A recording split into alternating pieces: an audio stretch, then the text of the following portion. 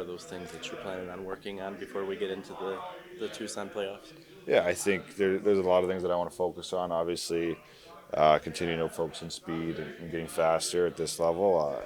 We talked about down low play, being more comfortable down low, protecting the puck and defending hard. So just little things to help kind of elevate my game and take it to the next level. Last one from me. Congrats on being named to the AHL All Rookie team. Just wanted to ask you about your season there, and like you mentioned, heading into the playoffs, what you're focused on to help the team.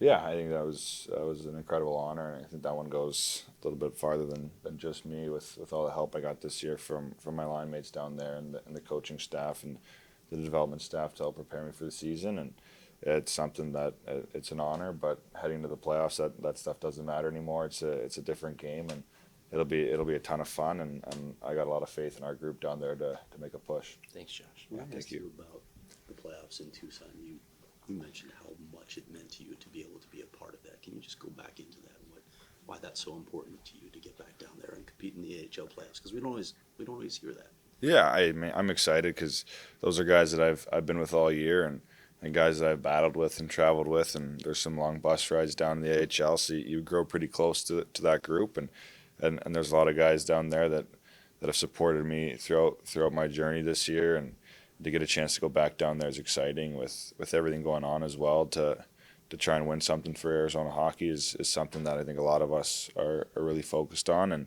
and it's one of those things where we got a group that wants to win and wants to be there for a long time. I'm sure you saw they won at Coachella last Yeah, they night. did. You're here, Dylan's here. Yeah. Kess has been here a while, but Aku's here. It's just what's the secret sauce down there? What has made that work? Yeah, I mean, it's every time something happens or someone goes down, other guys step up. Obviously, Hunter Drews led the AHL in points in the month of April. He scored twice again last night, and he's been a big part of that with guys stepping in. They had a lot of young guys. Reese Vitelli scored last night, and that was big for him coming up and playing and scoring in a big game versus a Coachella team that had a lot of their guys back and dressed basically their playoff roster. So, I mean, it's from top to bottom the way that they get. It's the motivation and the will that everyone wants to win there and wants to play hard for each other. And when you got that going, then it makes it a lot more fun on the bench, and the games kind of go by a lot easier. You knew that Hunter Drew led the league in points.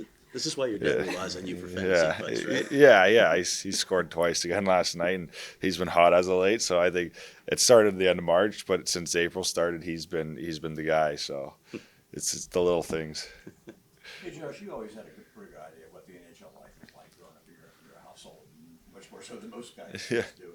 But once you actually got there, now you've been there for a couple of weeks now, you've had some success.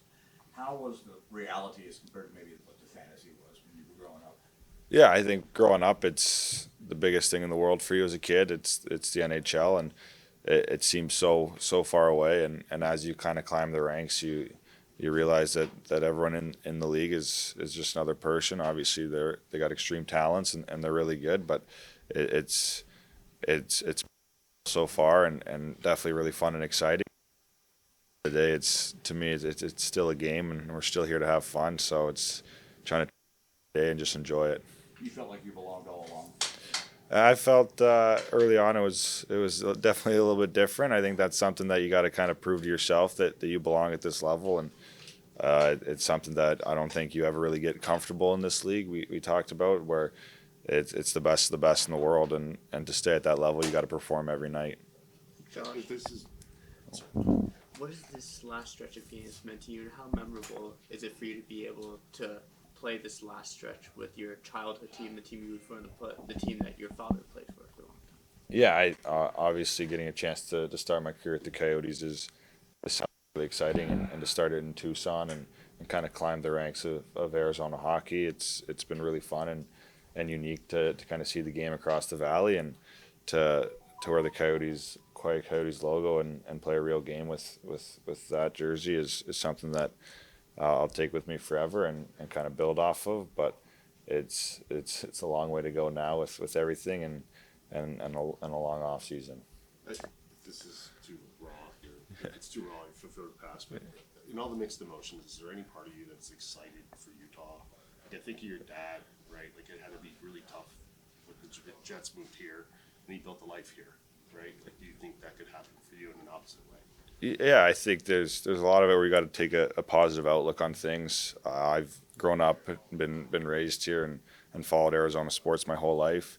If I wasn't going to have a positive look, then it would be kind of pointless to really be doing any of this. So I'm looking forward to whatever kind of comes my way in the start. Obviously, do something big there, and there's a plan already set up, and the people there are excited. So if we weren't looking at it positive, then it's going to be a long off season, a long year. So I think I've talked to my dad about that, and how his life was flipped upside down, and Arizona ended up being the place he calls home and still does. So there's obviously a side of it where you have to kind of take that look at it.